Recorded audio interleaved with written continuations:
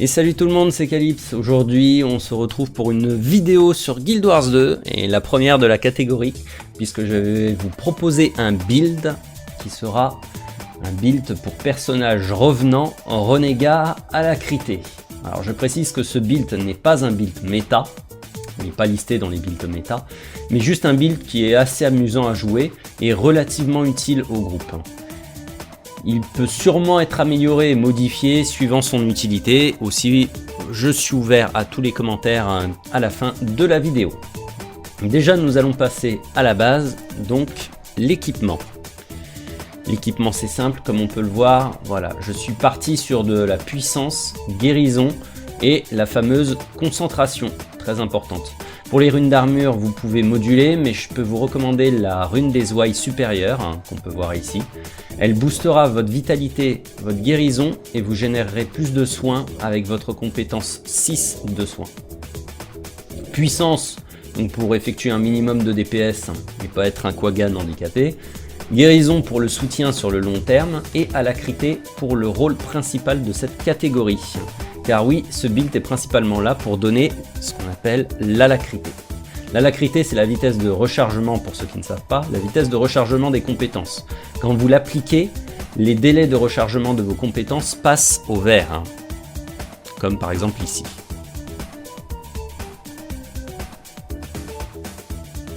Ceci permet aux soigneurs de lancer les soins plus fréquemment, de permettre aux DPS d'enchaîner leur rotation plus vite et de recharger les contrôles de zone beaucoup plus rapidement. Bref, c'est vital dans un groupe optimisé pour du raid, des missions d'attaque ou des combats groupés sur un boss. Pour les armes, nous allons partir sur un bâton. Donc, voici le bâton que j'ai avec pas les bonnes stats cette fois-ci parce que j'ai pas revu intégralement mon équipement, donc il n'est pas parfait. Là, les stats que vous voyez sont pas totalement optimisés. Il y a encore quelques stats parasites que j'ai, ou encore certains morceaux où je n'ai pas d'élevé. Donc, on va principalement partir en fait sur un bâton parce que on va jouer en fait avec Ventari. Et la deuxième arme finalement que vous allez prendre, et vous allez très rarement la prendre. J'expliquerai plus tard pourquoi. Donc ceci dit, je peux vous conseiller une arme à distance, car le bâton est une arme de corps à corps chez le revenant. Et pour les postures, vous prenez principalement donc Ventari et Kala. Les trois quarts du temps, on va jouer avec Ventari, donc le centaure légendaire. Et le quart restant, ça sera Kala. Donc ça y est, on a les bases. Allez, on passe aux compétences d'armes à présent. Donc, je vais vous les réexpliquer très rapidement. Compétences d'armes. Donc vous avez la compétence 1 qui est un coup de base. Après les 3 coups portés, elle générera 2 petites orbes de guérison autour, mais le soin sera très faible. Là actuellement pour moi ça fait du 400 pour mon personnage, ce qui est relativement bas. Le 2 frappe l'ennemi. Le 2 donc ensuite frappe l'ennemi, c'est cette compétence là, la colère du soigneur. Et si le coup porte, il soignera peu de temps après. Il consomme 5 seulement d'énergie des brumes, mais il ne faut pas en abuser car malgré l'augmentation de soins, le soin reste très réduit par rapport à ce qu'on peut faire. Le 3 est une compétence que vous n'utiliserez pour vous que si vous êtes en danger. C'est votre protection, la brèche de protection.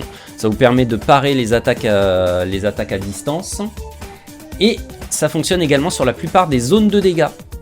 Donc toutes les AOE en fait qui peuvent vous poser des soucis, vous pouvez réussir à les bloquer avec cette compétence. Voilà.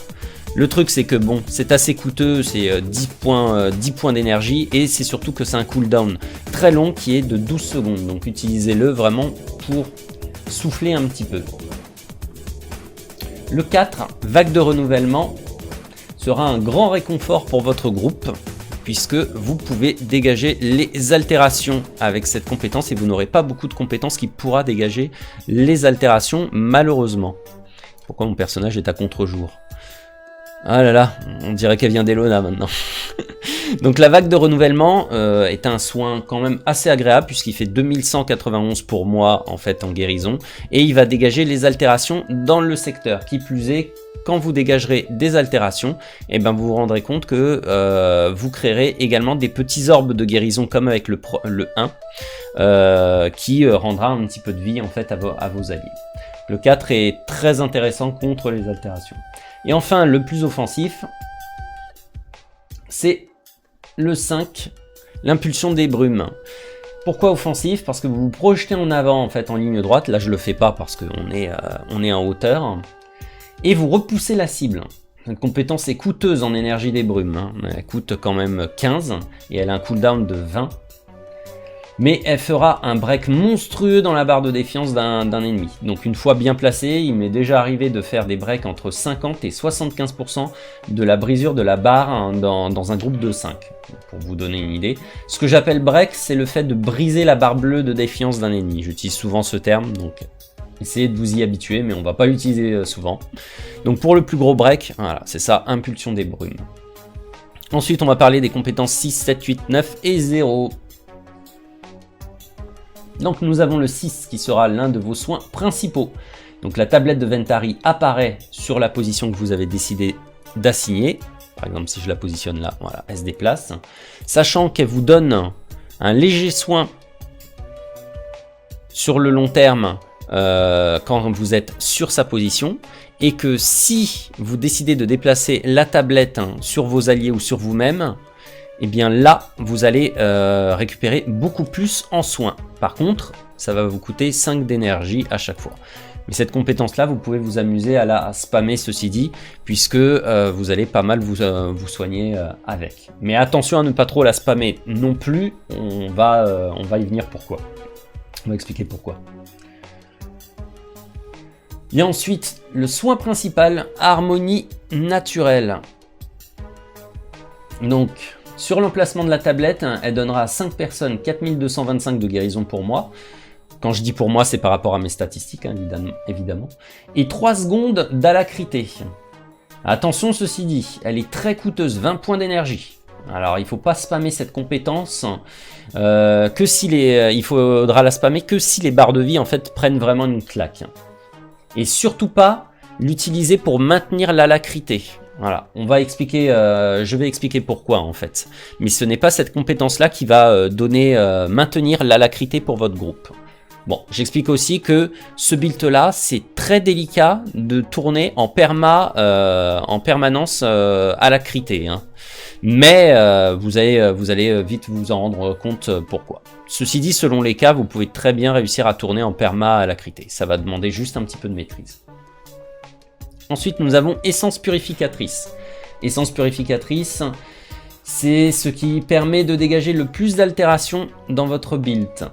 Voilà, sur vous et votre groupe à proximité de la tablette, et ça va aller soigner légèrement pour chaque altération enlevée. Mais elle est très coûteuse, 25 d'énergie. Alors, il vaut mieux utiliser en priorité le 4 du bâton, la vague de renouvellement, qui enlèvera moins d'altérations, mais qui sera beaucoup moins coûteuse quand même, qui sera à 15 contre du 25. Voilà. Réconfort protecteur, ça va très peu vous servir, uniquement dans certains cas. Donc ça génère en fait une barrière qui repousse tous les projectiles autour de vous et qui va drainer petit à petit votre énergie des brumes au fur et à mesure que vous allez l'utiliser. Vous voyez, là ça tombe petit à petit. Bon, vous pouvez la maintenir quand même assez longuement, mais comme je le disais, à part bloquer les projectiles, ça ne fait rien d'autre. Voilà, vous voyez la sphère, voilà, vous voyez mieux en fait le champ d'action de la sphère comme ça. Réconfort protecteur. Voilà. Ceci dit, pour la petite info, vous pouvez lancer un combo qui est avec le 4 et qui balancera une zone de dissipation des altérations. Donc vous pouvez dissiper beaucoup plus d'altérations si vous décidez de jouer sa zone de combo lumière et ensuite de faire un coup de grâce à l'intérieur. Tout simplement, un coup de grâce explosion. Et enfin, on va en venir au 0, l'élite. Donc il permettra de faire disparaître votre tablette et de tout consommer votre énergie. Mais en échange, vous avez Ah bah génial, là on le voit que sur un point parce qu'il y a très peu de place. Vous avez 5 fragments comme ça qui apparaissent. Voilà, 5 petits fragments qui apparaissent et qui vous rendent quand même pas mal de points de vie, 1674. Qui plus est, elle repousse les ennemis également. Et elle va dégager les altérations suivant le nombre, suivant les paliers de 10 d'énergie, de 10% d'énergie que vous allez utiliser. Par exemple, si au moment de sacrifier justement ma tablette, j'ai 50 d'énergie, eh bien je vais pouvoir dégager jusqu'à 5 altérations sur mes alliés à proximité de la tablette quand elle a explosé. C'est une compétence assez intéressante et notamment il y a un point sur lequel vous pouvez vous amuser. C'est, je vais vous le montrer un petit peu plus bas, c'est que vous pouvez très bien la spammer en début de combat. Quel intérêt? Bah tout simplement, voilà, de générer plus de cristaux. Voilà. Bon, sachant qu'ils mettent 10 secondes à disparaître. Donc il faut vraiment le balancer au tout début et après partir. Mais c'est un truc que vous pouvez faire. Vous pouvez très bien le spammer. Qui plus est, comme on disait, ça crée un repoussement des ennemis et ça peut faire dégager les altérations. Mais ne la spammez pas trop non plus. Parce que votre principal rôle, ça reste l'alacrité, comme je disais. Et on en vient justement au plus important, justement l'alacrité. Les compétences utilitaires F2, F3 et F4. Voilà. Donc sachez que celle que vous allez devoir utiliser absolument pour votre groupe, c'est le F4, ordre d'en haut. Donc c'est cette compétence qui donnera alacrité à votre groupe pour environ 11 secondes en continu, avec le build que j'ai évidemment. Elle demandera 20 d'énergie des brumes, alors tâchez de bien économiser votre barre d'énergie avant de l'utiliser. Sachez aussi qu'elle demande 20 secondes pour se recharger. Donc ce qui veut dire que quand vous allez la claquer et avec les statistiques que j'ai, par exemple, eh bien vous allez avoir 3 secondes pendant lesquelles vous n'allez plus pouvoir balancer les ordres d'en haut. Regardez, on le regarde en direct. Donc du coup, comment faire à ce moment-là si on veut essayer de tourner en permanence en alacrité? C'est très simple. C'est là que vous allez pouvoir équilibrer la donne avec harmonie naturelle. Vous utilisez les charges et derrière vous pouvez très bien utiliser une ou deux fois l'harmonie naturelle, ce qui vous permet d'avoir l'alacrité qui va se recharger à nouveau avec les ordres d'en haut et à nouveau le balancer. Sur le papier ça a l'air simple comme ça, mais en combat sachez que c'est très délicat, surtout que harmonie naturelle vous n'allez pas forcément toujours utiliser cette compétence. Des fois vos alliés vont avoir besoin qu'on dégage les altérations, donc par exemple il va falloir utiliser le 4 à ce moment là. Tout va dépendre de votre gestion en fait d'énergie. Quant aux autres compétences, le F2 et le F3, qu'en est-il? Le F2 peut être utilisé afin de vous conférer, puissance sur vous et vos alliés. Enfin, puissance pouvoir, autant pour moi. Et le F3 est un DPS assez conséquent, mais il est beaucoup trop gourmand pour être rentabilisé par ce type de build, puisqu'il va vous demander 35 points d'énergie des brumes. Donc, sauf besoin impérieux, ne l'utilisez pas. Je vous déconseille de l'utiliser. Pensez principalement au F4. Je vais terminer cette partie en survolant la deuxième légende, Kala. Donc celle qu'on va utiliser un quart du temps. Donc Kala, quel intérêt à l'utiliser? Donc vous allez utiliser principalement le 6. Voilà, bastion de brise-lame. Donc c'est une zone. Sachez que vous n'êtes pas obligé d'être dans la zone pour bénéficier des soins initiaux, mais que vous pouvez très bien la balancer à distance sur vos alliés. Voilà. Donc ça vous permettra de vous soigner suite à un gros coup si jamais avec Ventari vous n'avez pas réussi à tenir. Vous pouvez justement temporiser en permutant très rapidement sur Kala et balancer vos soins derrière. Puisque comme vous le savez, votre barre se recharge quand vous passez d'une légende à l'autre. Elle repart à 50%. Donc ça peut vous permettre d'enchaîner sur 2 soins différents. Du coup, comme je le disais, le 6 en priorité, que vous allez utiliser, la compétence de soin. Et vous pouvez aussi utiliser Témérité de l'âme noire. Pourquoi? Parce que Témérité de l'âme noire, ça sera votre seule et unique dissipation, brise, étourdissement. Voilà. Ce qui veut dire que si jamais vous êtes mis au sol par un bump ou autre chose, eh bien vous allez avoir beaucoup de mal avec ce build à vous relever, et la compétence principale qui vous permettra de vous relever avant, et la seule compétence que vous aurez pour le moment, c'est Témérité de l'âme noire. Voilà. Ça c'est je m'attarde très peu en fait sur la légende de Kala, parce que vous pouvez très bien moduler cet aspect selon vos envies. C'est-à-dire qu'il se peut qu'il y ait un esprit qui soit plus intéressant que Kala. De toute façon, je suis ouvert aux commentaires, comme je le disais. Et maintenant, on va parler de la touche finale, parce que vous allez me dire, ah bah il a oublié quelque chose. L'archétype. Pour l'archétype, donc, je vais très rapidement le détailler. La première branche, c'est la plus délicate parce que j'ai pas réussi à trouver de branche vraiment adaptée à ce que je voulais faire. Du coup, j'ai opté pour dévastation, qui va me générer en fait du soin personnel, hein, de façon à ce que je tombe pas trop facilement. Donc je suis parti sur du 3-1-3 sur le coup. Le premier vous permettra de voler un peu de vie à l'ennemi après avoir utilisé la compétence 6 de soin. Le deuxième donnera de la férocité à votre équipe, donc c'est un petit bonus qui ne sera pas non plus à jeter, à mettre à la poubelle. Et le troisième peut être intéressant en fait, pour générer plus fréquemment l'effet du premier, mais uniquement si vous utilisez un cachet permettant de provoquer vulnérabilité, car malheureusement vous ne pourrez pas la générer beaucoup avec votre bâton, puisque de base vos attaques ne génèrent pas vulnérabilité. Voilà. Ensuite, pour la deuxième branche, donc cet archétype là, c'est le moteur de votre build, vous ne pouvez pas vous en passer, c'est Rédemption. Voilà. Rédemption qui est quasiment vouée à Ventari quand on regarde sa branche. Rédemption, je suis parti en 3-3-3. Donc équilibre tranquille, augmentation de soins si vous restez avec votre vie supérieure ou égale à 75%. Voilà. Et sachant que l'efficacité de vos soins va passer à 20%, ce qui est quand même colossal. Le deuxième, Harmonie Invocatrice.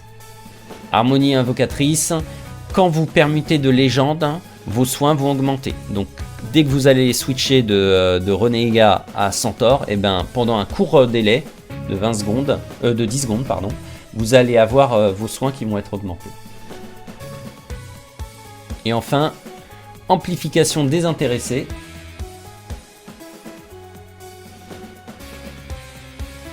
Voilà, qui va vous permettre d'augmenter les soins prodigués à votre équipe par rapport à votre taux de guérison. Plus vous aurez de guérison, plus vos alliés seront soignés.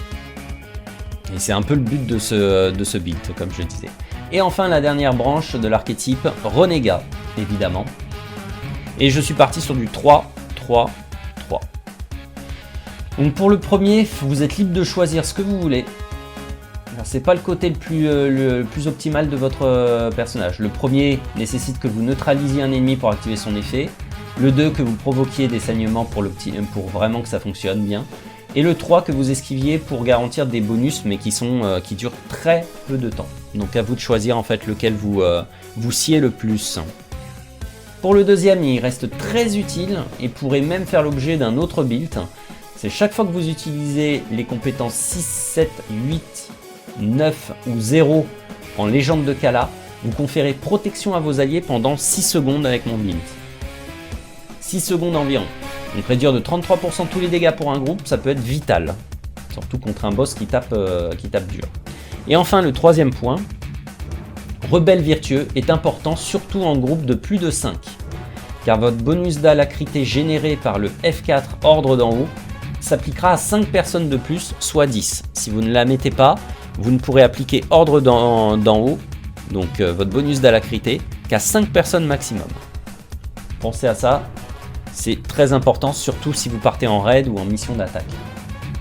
Voilà, bon là-dessus vous savez tout, et je vais terminer sur les mises en garde et les classements en fait des points faibles et des points forts de ce build. On va commencer par les points faibles. Alors le gros point faible, c'est gardez ça en tête, vous n'êtes pas un DPS. Et vous n'êtes pas un soigneur aussi puissant qu'un druide non plus. Vous êtes un soutien. Et votre position dans le groupe ne semblera pas être très affirmée.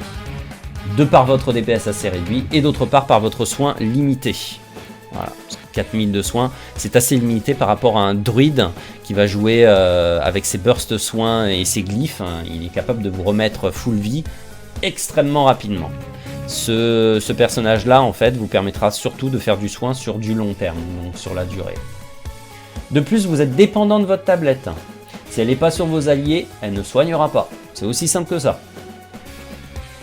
Et comme vos plus gros soins se génèrent via la tablette, avec l'harmonie, harmonie naturelle, ce personnage devient très vite difficile à gérer dans un combat qui bouge beaucoup.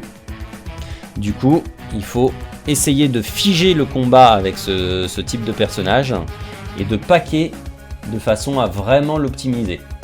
D'autre part, il n'y a rien de pire que d'essayer d'utiliser l'alacrité sur un allié qui est loin de votre zone, puisque justement il n'en bénéficiera pas et dans ces cas-là, tous vos efforts en fait seront voués à néant. Donc les combats paquets sont totalement vitaux pour vraiment rentabiliser ce build. Mais comme vous le savez, votre rôle principal est de conférer de l'alacrité à votre groupe et non de faire du DPS ou de vraiment être un très gros soigneur. Et vous allez me dire, ah ouais, quand même, bof quoi. Bah, je vais vous reciter quand même les points forts de ce build. C'est que l'alacrité, c'est extrêmement recherché dans le endgame, car elle permet de maximiser les dégâts, recharger plus rapidement les aptitudes de soins et éventuellement plus encaisser les coups avec les compétences de blocage. Un groupe adapté qui se retrouve boosté par un tel build saura faire tomber les boss bien plus vite qu'un groupe lambda, et ça c'est plus à prouver. J'ai déjà ressenti les effets du point de vue d'un fléau, donc un nécromant fléau qui bénéficiait des effets d'alacrité grâce à un autre personnage. Et franchement, c'est vraiment hyper agréable. Vu que le fléau barrière est utilisé dans les genres de raids ou de missions d'attaque pour encaisser, justement pour faire encaisser les dégâts à vos alliés, très souvent en fait, le problème n'est même pas la barre d'énergie du nécromant. Généralement, le problème, c'est ses cooldowns. Alors, si vous avez alacrité juste derrière, bah, je peux vous assurer qu'un nécromant fléau barrière se fera vraiment plaisir. Sans parler des soigneurs à côté, qui sont là vraiment au taquet pour essayer de maintenir le groupe en vie. Ben, sachez qu'avec alacrité, c'est très intéressant et c'est vraiment beaucoup plus agréable, beaucoup moins de pression pour tous vos alliés. Donc imaginez par exemple un fléau qui tourne avec la barrière sur le désosseur et qui peut limite tourner, faire constamment tourner sa barrière sur le désosseur. Croyez-moi, c'est super efficace. Du coup, pour résumer, donc le renégat soutien à l'acrité, c'est un travail de l'ombre. Vous n'allez pas vous illustrer par vos dégâts, ni par vos soins, mais c'est un atout indispensable qui permettra aux membres de votre groupe d'être bien plus efficaces et de les propulser vers la victoire. C'est un soutien de l'ombre. Et si vous êtes chaud pour découvrir ce build, eh ben, n'hésitez pas à le tester. Voilà, ça sera tout pour cette vidéo. N'hésitez pas à laisser vos commentaires, vos suggestions d'amélioration ou de modification pour ce build. C'est toujours intéressant d'avoir un autre point de vue et de voir si justement on peut optimiser cela. D'ici là, portez-vous bien.